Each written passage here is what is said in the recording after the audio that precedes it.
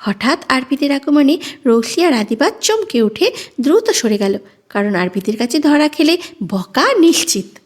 কুহু তখনও পেয়ারার ডাল ধরে ব্যস্ত। ঠিক সেই মুহূর্তে আদিবা হাত ছেড়ে দিল। কুহুর চোখ বিস্ফারিত হয়ে গেল, শরীর হাওয়ায় ভেসে নামতে লাগলো। কিন্তু মাটিতে পড়ার আগেই শক্ত একজোড়া হাত তাকে আঁকড়ে ধরল। কুহু ভয়ে চোখ বন্ধ করেছিল। চোখ খুলতেই দেখল কেউ তাকে শক্ত হাতে আবদ্ধ করে রেখেছে। পরক্ষণেই ভেসে উঠল আরপিদের মুখ। আরপিদ গম্ভীর স্বরে বলল, এখানে কি করছিস?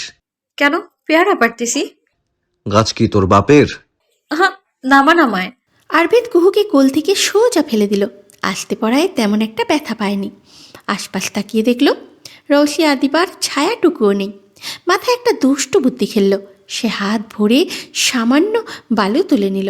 আরপিদ যখন পাশ ফিরে গম্ভীর ভঙ্গিতে ফোনে কিছু দেখছে, কুহু ধীরে ধীরে উঠে আরপিদের দিকে এগিয়ে গেল। ঠিক যখন একেবারে কাছে পৌঁছে ধুলো ছুঁড়ে মারতে গেল, আরপিদ হঠাৎ ঘুরে দাঁড়ালো। কুহুর হাত থেকে উড়ে আসা বালু সোজা আরপিদের চোখে না গিয়ে লাগলো তার প্রশস্ত পিঠে। আরপিদ ধীরে মাথা উঁচু করে কুহুর দিকে তাকালো, ঠোঁটে বাঁকিয়ে বলল, ইডিয়েট, আমার চোখে ধুলো দেওয়ার বয়স এখনো তোর হয়নি। কুহু লজ্জায় খানিকটা মিয়ে গেল। কুহুর ছুটতে যাবে, তখনই আরপিদ শক্ত হাতে ধরে ফেলল। মাতাল, রানী পালাচ্ছেন কেন? এত সহজে পালিয়ে গেলে হবে? কুহু ছুটে পিছনে সরে গেলেও আরপিদ তার হাত টেনে টেনে বাড়ির শান বাঁধানো পুকুরের কাছে নিয়ে গেল। সে কুহুকে পুকুরের ধারে দাঁড় করায়, তারপরে ধাক্কা মেরে পুকুরে ফেলে দিয়ে বলল, টানা 100 বার পানির মধ্যে উঠবস কর। করবি গুহু, এটাই তোর শাস্তি, নইলে আমার হাত থেকে কেউ বাঁচাতে পারবে না। কুহু আরপিদের চোখের দিকে তাকিয়ে বলল, আমি পারবো না উঠবস করতে। আরপিদের ঠোঁটের কোণে শীতল এক হাসি। কেন পারবি না? আমার সাথে মজা করতে পারিস, এটা কেন পারবি না? আপনার মতো পাগল লোকের কথা কে শোনে? আরপিদ মনে মনে বলল, মেয়েটার দিন দিন সাহস বেড়েই যাচ্ছে, আমাকে ডিরেক্টলি পাগল বলে দিল। কুহু আরামে পুকুরে পানির মধ্যে বসে আছে। আরপিদ এবার পকেট থেকে পিস্তল বের করে কুহুর দিকে তাক করে বলল, শোনা, এবার শুরু করে দাও। তোমার জামাইয়ের এত সময় নেই যে তোমার সাথে তামাশা তামাশা খেলবে। কুহু ভ্রু কুচকে আরপিদের হাতে পিস্তল দেখে, কারণ ওটা কাল রাতেও সরিয়ে রেখেছিল। এবার একটু ভয় দিয়ে বলল, কই পেয়েছেন এটা? কোথায় থাকার কথা ছিল? কই আপনার কাছে? তাই? আমার তো মনে হয় অন্য কোথাও থাকার ছিল। না, ওটা আপনার হাতেই সুন্দর, আর কোথাও না। গুড, শুরু করে দাও মেরি জান। আর একটু কম করে দেন। 100 বার পানির মধ্যে ডুব দিলে আমি মারা যাবো তো। আমার মনটা আবার উদার আছে, তুমি চাইলে 150 বারও করতে পারো। কুহুর কান্না আসছে, তবুও নিজেকে ঠিক রেখে বলল, না, এটাই ঠিক আছে। আরপিদ বন্দুক দিয়ে কান চুলকাতে চুলকাতে কুহুকে দেখছে। কুহু পানির উপরে ভর দিয়ে আবার উঠবস শুরু করলো। চারপাশে শুধু জলের ছলাৎ ছলাৎ শব্দ আর আরপিদের নিঃশব্দ দৃষ্টি।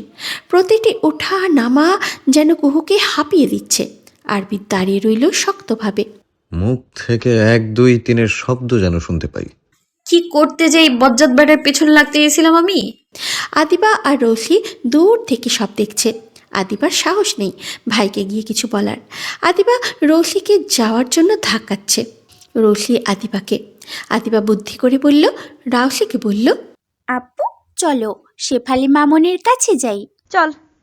আদিবা দৌড়ে শেফালির কাছে গিয়ে হাঁপাতে হাঁপাতে বলে, মামনি কুহুকে ভাইয়া মারতেছে। পাশ থেকে রৌসি ধাক্কা দিয়ে বলে, মিথ্যে বলছিস কেন? হয়েছেটা কি? রৌসি সব খুলে বলল। শেফালি বলল, পাগল তোরা? এটা বলে বাগানের দিকে গেলেন। আরপিদ ঠায় দাঁড়িয়ে আছে। শেফালি যা বোঝার বুঝে গেল। আরপিদকে এত সহজে এখান থেকে নেওয়া যাবে না। শেফালি পুকুর ঘাটের কিছুটা দূরে দাঁড়িয়ে ডাক দিলেন, বাবা আরভিদ। আরপিদ শেফালিকে দূরে দাঁড়িয়ে থাকতে দেখে কুহুকে বলল, একটুও থামবি না, আমি আসছি। এটা বলে শেফালি কাছে গিয়ে বলল, তুমি এখানে কেন? বাবা, আমার বুকে ব্যথা করতেছে, তুমি একটু ওষুধ এনে দাও। বলে ফোনে কথা বলতে থাকে আরপিদ। এই সুযোগে আদিবা আর রৌসি কুহুর কাছে এসে কুহুকে টেনে তুলে নিয়ে অনেক জোরে দৌড়ায়। আরপিদ ফোনে কথা শেষ করে পুকুরের দিকে তাকাতেই দেখলো কেউ নেই। পরপর শেফালিকে বলল, মা, তুমি আমার সাথে মজা করে।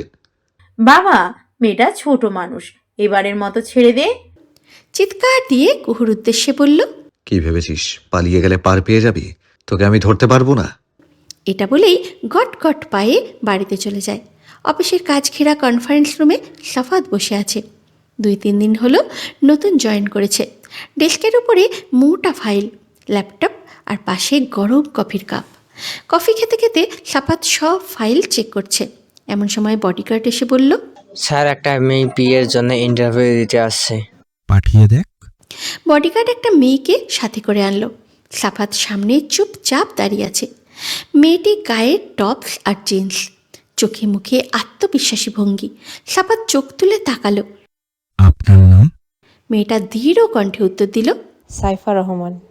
সাফাত সামান্য ভ্রুকুচকে আবার জিজ্ঞাসা করল, এই পদের কাজ সম্পর্কে জানেন তো?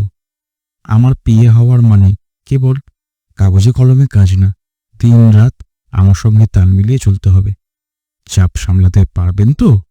সাইফা বিন্দু মাত্র দ্বিধা না করে বলল, চাপ ছাড়া কাজ আছে নাকি? সব চাপ আমি সামলাতে পারি। আমি মানসিকভাবে প্রস্তুত। সাফাত মুখে গম্ভীরতা টেনে চেয়ারে হেলান দিল। ভালো উত্তর, কিন্তু আমি উত্তর শুনে কাউকে বাছাই করি না। কাজের প্রমাণ দিতে হবে। ধরুন আপনাকে একসাথে 3টে আলাদা আলাদা প্রেজেন্টেশন তৈরি করতে দিলাম, আর সময় মাত্র 6 ঘন্টা, তখন? সাইফা শান্তভাবে উত্তর দিল, আমি কাজকে ভাগ করব, অগ্রাধিকারে রাখবো। আমার প্রয়োজন হলে না হয় আমি ঘুমিয়ে শেষ করব, কারণ অসম্পূর্ণ কাজ আমার কাছে ব্যর্থতা মনে হয়। এক মুহূর্ত সাফাত চুপ করে কিছু একটা ভেবে তারপরে ঠান্ডা স্বরে বলল, ঠিক আছে সাইফা, আপনি কাল থেকে অফিসে জয়েন করবেন। সাইফা মাথা নুইয়ে হাসি মুখে বলল, ধন্যবাদ স্যার। বিকেলের দিকে কুহু একা একা ঘরে বসে আছে। অনেকক্ষণ পানিতে থাকায় মাথাটা ছিমছিম করছে তার। অনেকক্ষণ আদিবা আর রাউসি মিলে কুহুর রাগ ভাঙানোর চেষ্টা করছে, কিন্তু কিছুতেই কাজ হয়নি। কুহু মোটেও কথা বলেনি। ঘোরার কথা বলছে, কিন্তু কুহু যাবে না। তারপরে আদিবা ও রৌসি চলে গেছে। হঠাৎ দরজায় ঠক ঠক শব্দ হলো। আসো। শেফালি ভেতরে ঢুকে ছোট্ট একটা প্যাকেট বাড়িয়ে দিয়ে কুহুকে বলল, এইটা তোমার জন্য কুহু, সাফাত তোমার জন্য পাঠিয়েছে। কুহু অবাক হয়ে প্যাকেট নিল, কারণ সাফাত তাকে আবার কি দেবে, সে তো কারোর কাছে কিছু চায়নি। কিছুটা উত্তেজনা নিয়ে খুলতেই দেখা গেল সুন্দর একটা শাড়ি আর সাথে একটা ছোট্ট কার্ড। তোমার জন্য আমি বিদেশ থেকে কিছু আনতে পারি নাই। আমি তো জানতাম না তুমি এইখানে আছো, সেই জন্যই কিছু নিয়ে আসতে পারি নাই। তাই আমার তরফ থেকে ছোট্ট গিফট। কুহুর চোখে খুশির ঝিলিক দিল, কারণ শাড়িটা তার অনেক পছন্দ হয়েছে। তারপর সে শেফালির কাছে এসে বলল, এসবের কোনো দরকার ছিল না। আরে ছেলেটা অনেক শখ করে আনছে, শাড়িটা একদিন পরিস। আচ্ছা। শেফালি মৃদু হাসিতে বলল, সবসময় মন খারাপ করে বসে থাকলে হয়? আমার কাছে তো দুষ্টু কুহুকেই ভালো লাগে। সন্ধ্যার দিকে সাফাতের সাথে কুহুর দেখা হয় সিঁড়িতে। সাফাতকে দেখে কুহু বলল, ভাইয়া, গিফটের কোনো দরকার ছিল না। সাফাত বুকে হাত দিয়ে বলল, ভাইয়া, আমি তোমার ভাইয়া। ভাইয়া তো আপনি আমার। কি জানি, ভাইয়া থেকে সাইয়া হয়ে যেতেও পারি। এটা শুনে কুহু কিছুটা লজ্জা পেয়ে চলে গেল। সাফাত বুকে হাত বুলাতে বুলাতে বলল, ভাইয়া বলে হাটে আঘাত করো না কুহু পাখি। বাড়ির সবাই শপিংয়ে যাওয়ার প্রস্তুতি নিচ্ছে। হাসাহাসিতে ড্রয়িং রুম ভরে উঠেছে। শপিংয়ে যাওয়ার কারণে রৌসিকে দেখতে আসবে সেই জন্য। কোনায় চুপচাপ বসে আছে কুহু। শাবনম চৌধুরী এসে বললেন, তুই বসে আছিস কেন? যাবি না ওদের সাথে? কুহু আস্তেই করে বলল, আমার ভালো লাগছে না মামুনি, আমি যাব না। শাবনম কড়া চোখে তাকিয়ে দৃঢ় স্বরে বললেন, না গেলে চলবে না, সবাই যাচ্ছে, তুই না গেলে কেমন হয়? তোমার ছেলে। কুহু কিছু বলার আগে শাবনম তার হাত ধরে দাঁড় করিয়ে দিলেন। ওকে নিয়ে তোর চিন্তা করতে হবে না, তুই যা, বাইরে গেলে মনও ভালো হবে। কুহু রুমে চলে গেল ড্রেস চেঞ্জ করতে। বাড়িতে বড়রা এক গাড়িতে আর ছোটরা আরেক গাড়িতে। সাফাত, আদিবা ও রৌসি, কুহু 4 জন মিলে যাচ্ছে। সাফাত ড্রাইভিং সিটে, কুহু ফ্রন্ট সিটে ও পিছনে আদিবা ও রৌসি। পিছনে বসে হঠাৎ আদিবা বায়না করে ফুচকা খাবে। সাদাব অনেকক্ষণ বুঝিয়েছে বাইরে খাবার আনহেলদি, তবুও আদিবা খাবে। কুহুর কাছে শুনে কুহুও নাকি খাবে। রৌসি হবুর হাজব্যান্ডের সাথে চ্যাটিং করতে ব্যস্ত, তাই সে বলছে বাইরে যাবে না, গাড়ির মধ্যে এনে দিতে। সাফাত গাড়ি থামায়। গাড়ি থেকে আদিবা, কুহু ও সাফাত তিনজনে দোকানে গেল। সাফাত দোকানদারকে বলল, বেশি করে ফুচকা বানিয়ে দেন মামা। পাশ থেকে কুহু বলল, বেশি করে দেন। দোকানদার 4 প্লেট ফুচকা বানিয়ে কুহু ও আদিবাকে দিল। মনোযোগ দিয়ে ফুচকা খাচ্ছে কুহু। সাফাত কুহুর মুখের দিকে তাকিয়ে আছে। রাস্তার পাশে থাকা ল্যাম্পপোস্টের আলো কুহুর মুখে পড়ছে। জালের জন্য কুহুর চোখ ছলছল হয়ে গিয়েছে। মনে হচ্ছে চোখ থেকে ঝালের জন্য কুহুর চোখ ছলছল হয়ে গিয়েছে। মনে হচ্ছে চোখ থেকে পানি গড়িয়ে পড়বে। বিষয়টা সাফাতের কাছে খারাপ লাগলো।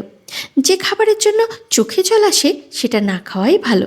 সাফাত আদিবা ও কুহুকে ফুচকা খাইয়ে রৌসির জন্য প্যাক করে নিয়ে চলে গেল।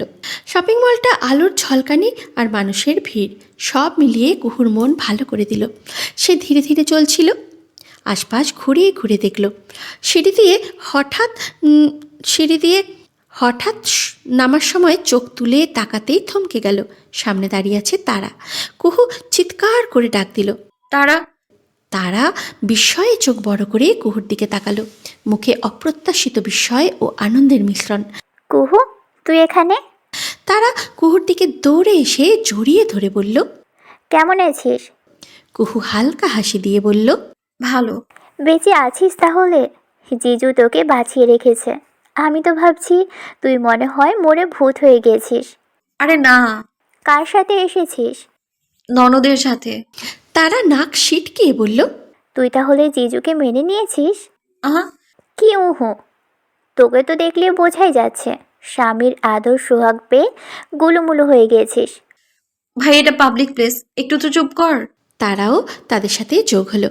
সবাই মিলে প্রতিটা দোকান ঘুরে ফিরে দেখছে। আরবিদ মলে এসেছে কিছু জরুরি কাজের জন্য।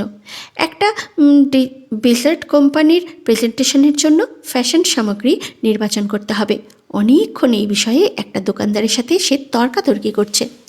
পাশেই দাঁড়িয়ে আছে রাফি। ভাই, বল। ভাবি আম্মা। আরবিদ সামনের দিকে দেখল, সত্যিই কুহু। এবার মিজাজ বিগড়ে গেল। আরবিদ ঝড়ের গতিতে কুহুর সামনে গিয়ে মুখে ঠাসি একটা দিয়ে বলল, কার অনুমতি নিয়ে এখানে এসেছিস? হ্যাঁ, দিন দিন সাহস বেড়ে যাচ্ছে। বডিগার্ড ছাড়া বের হয়েছিস কেন? হঠাৎ একজন মেয়ে আরবিদের দিকে ছুটে আসে এবং তাকে জড়িয়ে ধরে বলে, জান, তুমি এতদিন কোথায় ছিলে? মেয়েটির অনাকাঙ্ক্ষিতভাবে ধরাতে আরবিদ কুহুর দিকে হেলে যায়। কুহুর দিকে হেলতেই কুহু পিছনের দিক থেকে হেলে যায়। এমন সময় সাফাত এসে কুহুকে ধরে ফেলে। মাত্র কিছু জিনিস কিনে বিল পে করে দোকান থেকে বের হওয়ার সময় কুহুকে মার খেতে দেখে থমকে যায়। তার পা দুটো প্রচণ্ড রাগে গিজগিজ করতে করতে আরবিদের সামনে গিয়ে কুহুকে ধরে। আরবিদকে উদ্দেশ্য করে বলে, কুকে মারতেছো কেন? ওকে মারার রাইট তোমার নেই। অধিকার শেখাতে আসিস না আমাকে। রাগান্বিত আরবিদ কুহু ও সাফাতের দিকে তাকিয়ে চোখ সরিয়ে পিছনের দিকে তাকায়। তক্ষুনি চোখের সামনে ভেসে ওঠে চেনা পরিচিত মুখ, যা দেখে আরবিদ আরও মেজাজ গরম হয়ে যায়। হাত দুটো বন্ধ করে জোরে জোরে নিঃশ্বাস নিতে থাকে। আরে আরবিদ জান, তুমি কেমন আছো? আশেপাশে মানুষকে সাইফা এক্সকিউজ মি বলে পুনরায় আরবিদকে জড়িয়ে ধরল। আরবিদ বিরক্ত বোধ করল প্রচণ্ড। তারপরে একটা ধাক্কা দিয়ে হালকা হওয়ার চেষ্টা করে ধাক্কা দিতেই সাইফা একটু সরে যায়। আমি শুধু একটা কথা বলতে চাই। আরবিদ গভীর সম্মুখ দিকে তাকিয়ে, এই 3টি বছরে আমি তোমার শূন্যতা অনুভব করতে পেরেছি। আমি শুধু তোমাকে ভালোবাসি। এখন আমার মনের ভিতর শুধুই তুমি। আরবিদের চোখ থেকে আগুনের ফুলকি ঝরছে, তবুও সে চুপচাপ। সকলে আরবিদ ও সাইফার দিকে তাকিয়ে আছে। কুহু কান্না করতে করতে মুখে ফুলে গেছে। রৌসি ও আদিবা মিলে ঠান্ডা করার চেষ্টা করছে। আমি আমার ভুল। এই মুহূর্তে আমি কোনো কথা বলতে চাই না। আরবিদ সাইফাকে এড়িয়ে চলে যায়। যাওয়ার আগে কুহুর দিকে জ্বলন্ত দৃষ্টি ফেলতে ভোলে না। কুহু ছলছল নয়নে আরবিদের যাওয়ার দিকে দেখে। সাফাত কুহুর দিকে তাকিয়ে থাকে, ভেতরের ক্ষোভ নিয়ন্ত্রিত রাখে। সে কয়েক ধাপে সামনে এগিয়ে বলে, চলো ডাক্তারের কাছে নিয়ে যাই। কুহু হালকাভাবে নড়ে, শান্ত স্বরে জবাব দেয়, দরকার নেই, আমার এই সামান্য চড় থাপ্পড়ে অভ্যাস আছে। আমার মনে হয় এটা সাইফা আপু। এটা আবার কি? আরে মনে হয় ভাইয়ার এক্স। অন্য কেউ হলে তো ভাইয়া মাটিতে পুঁতে দিত। রৌশি আফসোসের সুরে বলে, তোর ভাইয়ের এক্স আবার কই থেকে টপকাইলো? বেচারা কুহুটা সবসময় মাইর খায়, আমার অনেক খারাপ লাগে। জানি না ভাইয়ার কি ব্যাপার স্যাপার, ভাইয়া কি করবে আল্লাহ ভালো জানে। সাফাতকে দেখে সাইফা ধীরে ধীরে সামনে এগোয়। নিজের বস সাফাতকে দেখতে পায়ে কিছুটা থতমত খেয়ে বলল, স্যার ওটা আমার বয়ফ্রেন্ড, একটু রাগ করেছে আমার সাথে, এই জন্য এভাবে কথা বলছে। সাফাত চোখ মুখ কুঁচকে বলল, এটা তোমার বয়ফ্রেন্ড? হ্যাঁ। তাহলে তুমি পিএর চাকরি নিলে কেন? বললাম না ভুল বুঝাবুঝি হয়েছে। ও আচ্ছা স্যার, কালকে দেখা হবে। ওকে। তার আগা মাথা কিছুই বুঝল না, সব কিছু যেন ঝড়ের গতিতে হয়ে গেল। দৌড়ে রাফিকে দেখতে পেয়ে তারা রাফির কাছে গিয়ে বলল, এই চামচা, আপনার বস যেমন আমার বান্ধবীকে মেরে গেল, এখন আমার উচিত আপনাকে মারা। রাফির এই মুহূর্তে তারাকে পছন্দ হলো না, তবুও চিবিয়ে চিবিয়ে বলল, অশ্লীল মেয়ে। কি? সরি ফুপি আম্মা, আমাকে না বলে আপনি আমার বসে কোথায় গিয়ে কৈফত যান? মার্কেট যেতে তো মেলে না। তাহলে আপনি কি করতে আছেন? চামচাগিরি করতে? এই মেয়ে, তুমি কিন্তু আমাকে অপমান করতেছো। আমি একজন টপ বিজনেসম্যান এর বডিগার্ড। ওরে আমার বডিগার্ড আসছে, হ্যাঁ, মেরে একদম মকটালে ঝুলিয়ে রাখবো। ভাই নেই, চলে গেছে। এই হলো বডিগার্ডের নমুনা, যাকে কিনা মেয়েদের ভয়ে ভাই ভাই করে ভ্যাভা করে। হ্যাঁ। আরভিদ চলে গেছে শুনে রাফি আর এক মুহূর্তও দাঁড়ালো না, শো শো করতে করতে চলে গেল। সন্ধ্যায় ওই ঘটনার পর আর কারোর মার্কেট করার মুড ছিল না। সকলে বাড়িতে চলে এসেছে। বাড়ির বড়দের কানে কিছু দেয়নি কেউই, কারণ কুহু দিতে নিষেধ করেছে, কারণ কুহু চায় না নতুন করে ঝামেলা হোক। আগের দিন শবনম চৌধুরী বোঝানোর পর কুহু কিছুটা নিজেকে পাল্টানোর চেষ্টা করছিল, কিন্তু শেষমেশ আরভিদ গিয়ে বাধা দিচ্ছে। সকলের খাওয়া দাওয়া শেষ হয়ে গেছে রাতে। শবনম চৌধুরী আর কুহু বসে খাচ্ছিলেন। হঠাৎ ড্রয়িং রুমে কিছু পড়ে যাওয়ার শব্দ শোনা গেল। শবনম চৌধুরী সঙ্গে সঙ্গে উঠে ড্রয়িং রুমে গেলেন। চোখে যা এলো তা দেখেই নিজের উপরে ধিক্কার জানালেন। আরভিদ মাথাহাল অবস্থায় ঢলে পড়ছে। আরভিদ টলমল পায়ে দাঁড়িয়ে, চোখ লাল, মুখে অস্থিরতা। শবনম চৌধুরী সিঁড়ির নিচে এসে কঠিন দৃষ্টিতে তাকান। শবনম ঠান্ডা গলায় বলে, কুহু, ওকে ঘরে নিয়ে যাও। কুহু এক মুহূর্তে থেমে যায়, চোখে অনিচ্ছা, ঠোঁটে নিঃশব্দ আপত্তি, কিন্তু শাশুড়ির মুখের দিকে তাকিয়ে কিছুই বলে না, শুধু ধীরে মাথা নিচু করে এগিয়ে আসে। আরভিদ তার দিকে তাকিয়ে ম্লান হাসে। মাতাল রানী। কুহু কোনো উত্তর দেয় না, নীরবে তার হাত ধরে আরভিদকে উপরে নিয়ে যায়। প্রতিটি পা ফেলতেই যেন ভারী লাগে কুহুর কাছে, শুধু কর্তব্যের টানে হাঁটছে।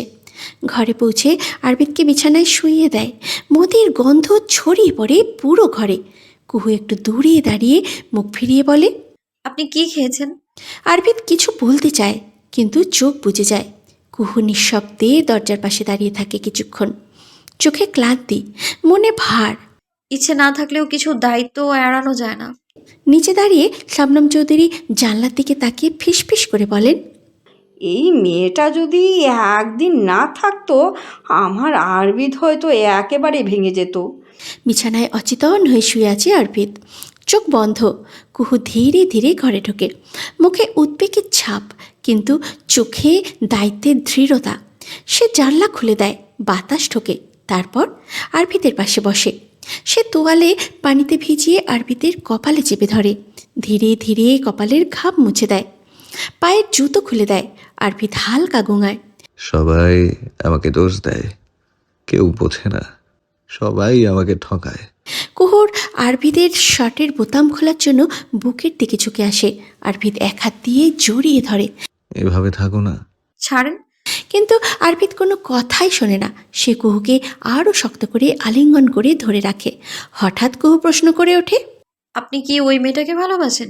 কুহু হালকা গলায় বলে, শপিং মলে যে মেয়েটা আপনাকে জড়িয়ে ধরেছিল, কে সে? আপনি কি তাকে ভালোবাসেন? আরভিদ মাথা তুলতে চায়, কিন্তু ভারী হয়ে আসে চোখ। কিছুক্ষণ চুপ থেকে ঠোঁটের কোণে একটুখানি তিক্ত হাসি টানে। ভালোবাসি? ভালোবাসলে শুধু কষ্ট ছাড়া আর কিছুই আসে না। আরভিদ বিছানায় আধশোয়া, চোখে মাতালের ঝাপসা আলো। কুহু একপাশে বসে আছে, কিছুক্ষণ নীরবতার পর কুহু ধীরে বলে, আমি আমি আপনার জীবনে আসা দ্বিতীয় নারী, তাই না? আরভির চোখ বন্ধ রেখেই হালকা মাথা নাড়ে। দ্বিতীয়। সেজন্যই আপনি আমাকে এত মারেন, কষ্ট দেন, কারণ আমি আপনার জীবনে আসা দ্বিতীয় নারী। আরভিত মাথা নিচু করে বসে থাকে, কিছু বলে না প্রথমে, তারপরে নিচু গলায় বলে, তুই আমার অবাধ্য হোস দেখে মার খাস বেয়াদব মেয়ে। কুহু ভারী গলায় বলল, ডিভোর্সটাই বোধ হয় আমাদের জন্য ভালো। ডিভোর্স দিয়ে দিন আমায়। আরভিত ধীরে ধীরে চোখ তুলে তাকায়, কণ্ঠ ভেজা। ডিভোর্স? কুহু চুপ, সে মুখ ঘুরিয়ে নেয়। আরভিত উঠে এসে কাছে দাঁড়ায়, কুহুর চুলে হাত দেয়। ডিভোর্স মানেই মুক্তি? তুই কি ভেবেছিস আমি তোকে মুক্তি দিয়ে দেব? এই পাগলামোতে শুধু কষ্ট আছে, শান্তি নেই। আরভিত মৃদু হেসে চোখের দিকে তাকিয়ে বলে। কুহু কোনো কথা না বলে উঠে যায়, বিছানার পাশের মেঝেতে গিয়ে নিঃশব্দে শুয়ে পড়ে। শপিং মল থেকে ফিরে এসে সাফাত নিজের রুমের দরজা জোরে বন্ধ করে দিয়েছে তো দিয়েছেই, খোলার নাম নেই। বাইরে থেকে স্বপ্না চৌধুরী ডাক দিয়েছেন, ভেতর থেকে কোনো সাড়া নেই। স্বপ্না চৌধুরী জানেন তার ছেলের যখন রাগ ওঠে তখন ঘরে দরজা দিয়ে বসে থাকে, তাই বেশি একটা ডাকলেন না। সকালবেলা সূর্যের আলো পর্দা ফুঁড়ে ঘরে ঢুকছে। আরভিত ধীরে ধীরে চোখটা মেলে, মাথাটা যেন ভারী হয়ে আছে। সে এক হাত কপালে রেখে বসে থাকে কিছুক্ষণ, মনে হয় আগের রাতের কথা কিছুই মনে নেই।